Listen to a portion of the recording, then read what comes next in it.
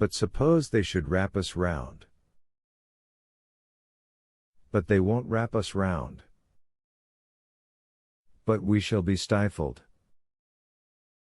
We shall not be stifled at all. The gallery is widening, and if it becomes necessary, we shall abandon the raft, and creep into a crevice.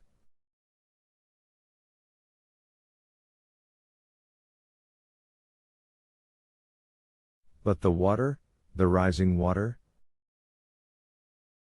There is no more water, Axel, only a lava paste, which is bearing us up on its surface to the top of the crater.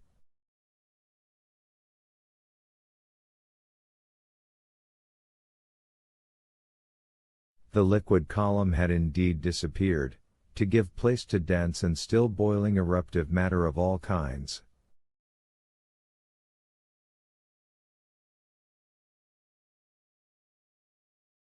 The temperature was becoming unbearable. A thermometer exposed to this atmosphere would have marked 150 degrees.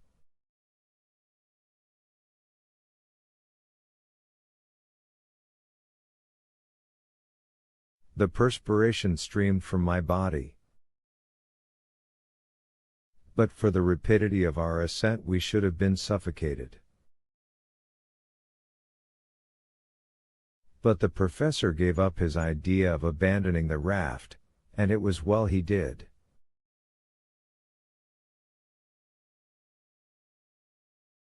However roughly joined together, those planks afforded us a firmer support than we could have found anywhere else.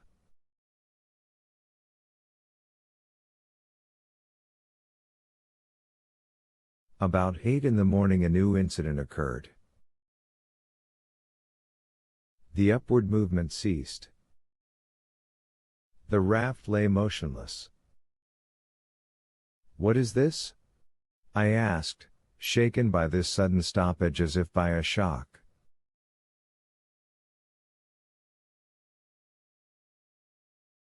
"It is a halt," replied my uncle. "Is the eruption checked?"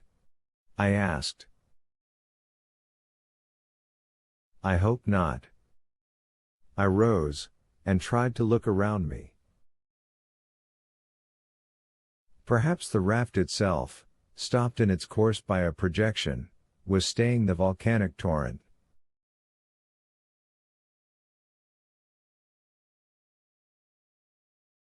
If this were the case we should have to release it as soon as possible.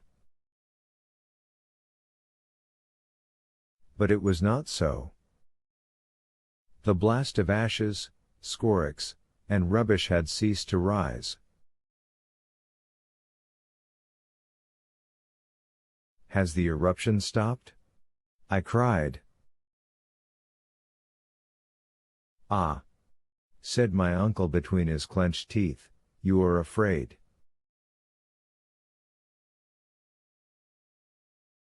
But don't alarm yourself, this lull cannot last long.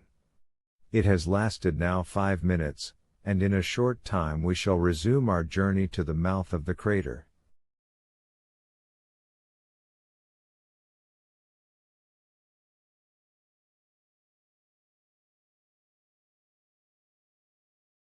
As he spoke, the professor continued to consult his chronometer, and he was again right in his prognostications.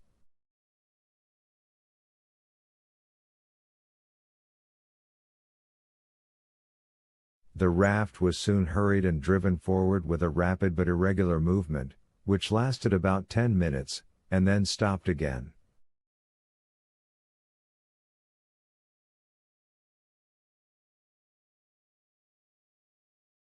"Very good," said my uncle, "in 10 minutes more we shall be off again, for our present business lies with an intermittent volcano."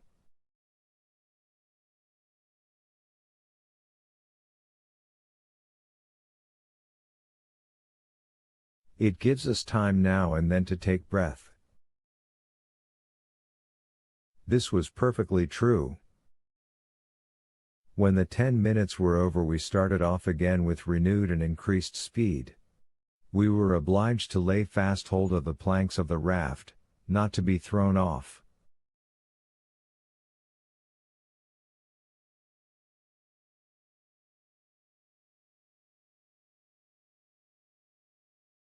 Then again the paroxysm was over. I have since reflected upon this singular phenomenon without being able to explain it.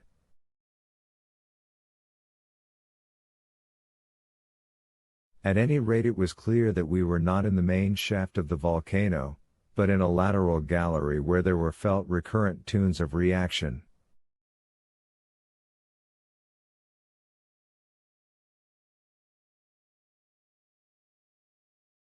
How often this operation was repeated I cannot say.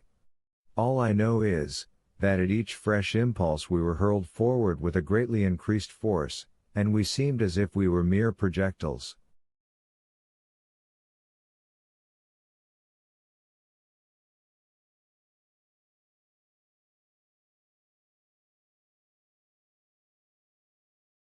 During the short halts we were stifled with the heat. Whilst we were being projected forward, the hot air almost stopped my breath.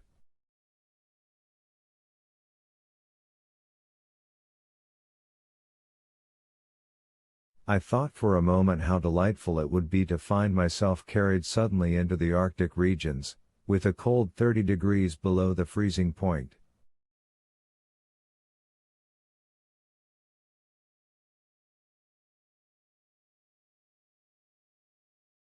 My overheated brain conjured up visions of white plains of cool snow, where I might roll and allay my feverish heat.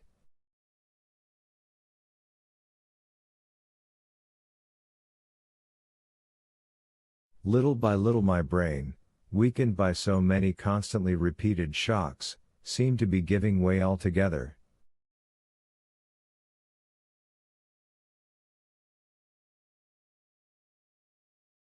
But for the strong arm of Hans, I should more than once have had my head broken against the granite roof of our burning dungeon.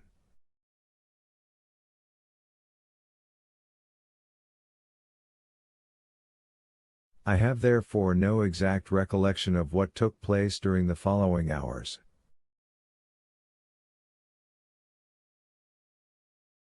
I have a confused impression left of continuous explosions, loud detonations, a general shaking of the rocks all around us, and of a spinning movement with which our raft was once whirled helplessly round.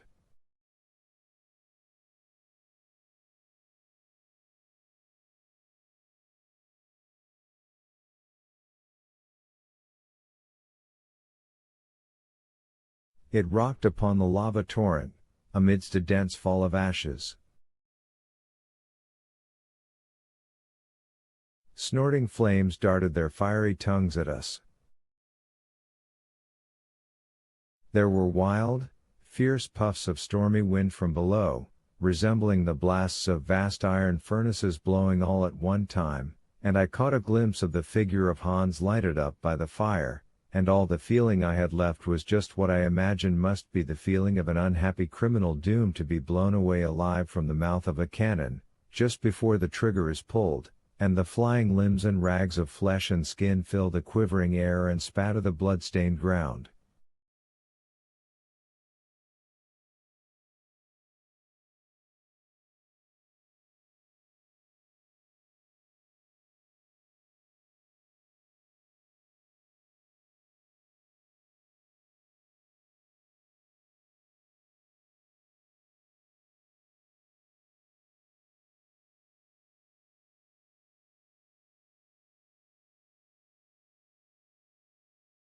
Chapter 44. Sunny Lands in the Blue Mediterranean.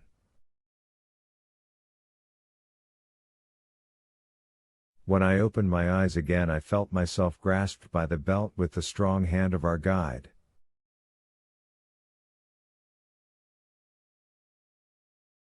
With the other arm he supported my uncle. I was not seriously hurt, but I was shaken and bruised and battered all over.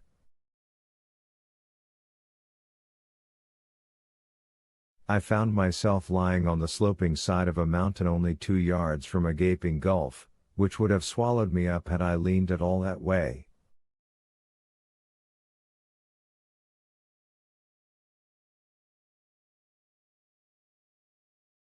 Hans had saved me from death whilst I lay rolling on the edge of the crater. "Where are we?" asked my uncle irascibly, as if he felt much injured by being landed upon the earth again.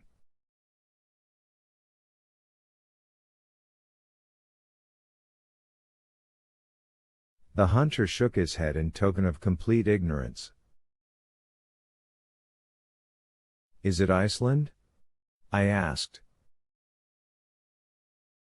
"Nay," replied Hans.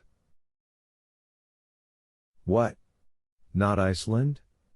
cried the professor,